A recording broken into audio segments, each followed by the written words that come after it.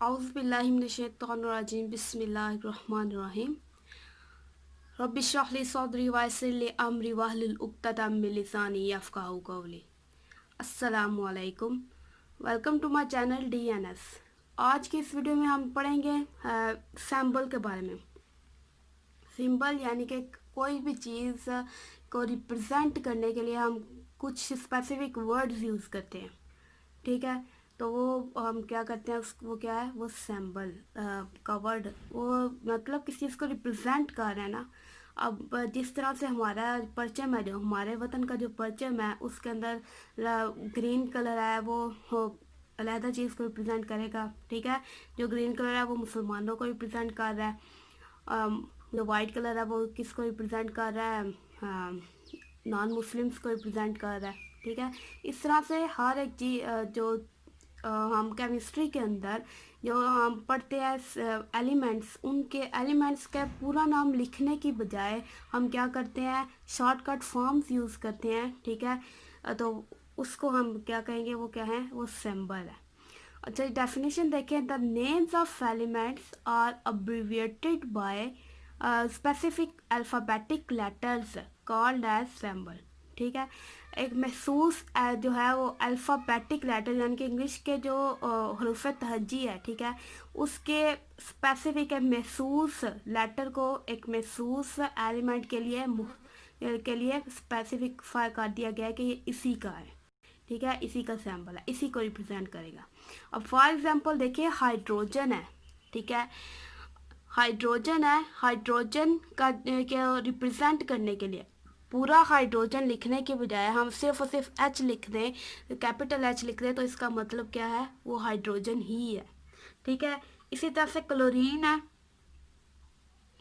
अब क्लोरीन है जो, ठीक है, उसको रिप्रेजेंट करने के लिए कैपिटल C और स्मॉल l को इस्तेमाल किया जाता है, Cl। और हमेशा याद रखें, अगर दो लफ्ज़ हैं तो पहला कैपिटल होगा, दूसरा हमेशा स्मॉल होगा।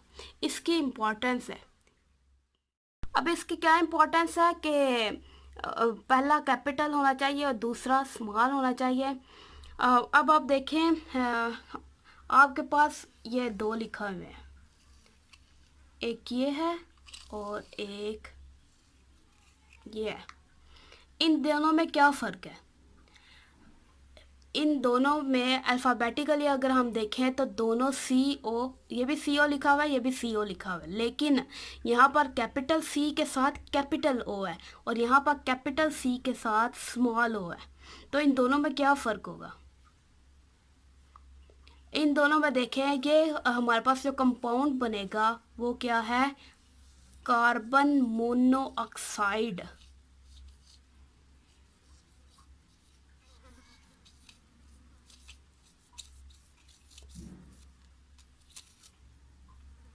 कि कार्बन के साथ ऑक्सीजन है। और दूसरा ये हमारे पास क्या है, ये कोबाल्ट है। समझ आई? तो ये फ़र्क है, तो ज़रूरी है कि आप क्या करें, दूसरा स्मॉल ही लिखें, ठीक है। अगर आप ये छोटी छोटी गलतियाँ जिसकी वजह से आपकी पूरी की पूरी इक्वेशन गलत हो सकती है। अच्छा, आगे एक और चीज़ है जी, पहले लेटर के ज़्यादातर जो एलिमेंट्स हैं, ठीक है, उनको रिप्रेजेंट करने के लिए जो उनका पहला अल्फ़ाबेट है, ठीक है, जैसे हाइड्रोजन है, हाइड्रोजन का पहला जो H है उसको इस्तेमाल किया गया है, ठीक है। लेकिन कुछ ऐसे भी हैं, कुछ ऐसे एलिमेंट्स भी हैं जिनको रिप्रेजेंट करने के लिए उनके अंदर मौजूद उनके मतलब आप देखें, सोडियम है, ठीक है। अब इसका जो सिंबल है वो Na है, ठीक है, कैपिटल N और स्मॉल a। तो ये कहाँ से लिया गया है, ये जो एलिमेंट्स हैं, ठीक है, इनका इनको जब दरियाफ्त किया जाता है, ठीक है, जब ये दरियाफ्त हुए थे तो इनका नाम लैटिन या ग्रीक में रखा गया था, ठीक है, और उससे फिर मॉडिफाई करके इसको इंग्लिश में कन्वर्ट किया गया है। अब देखें, सोडियम है, ठीक है, इसको पहले नाट्रियम कहा जाता था और इसकी वजह से अब ये Na जो ये वाला है, ये इसका सिंबल है। इसी तरह से गोल्ड है, ठीक है, एलम इस यहाँ से ए यू लिया गया है, तो ये इसका सिंबल है। पूरे का पूरा जो आपका पीरियोडिक टेबल है, ठीक है, उसको आप देखें, उसके अंदर सारे के सारे जो एलिमेंट्स हैं उनको रिप्रेजेंट करने के लिए सिंबल यूज़ किए गए हैं। ये नहीं किया गया कि पूरे का पूरा आप अगर पीरियोडिक टेबल इस तरह लिखने बैठ जाएं इस तरह से, ठीक है, तो फिर वो तो उधर ही बैठे रहेंगे, आप वही लिखते रहेंगे और साथ वक्त का बच जाता है और साथ आप इक्वेशंस को हल करते हुए आसानी रहती है।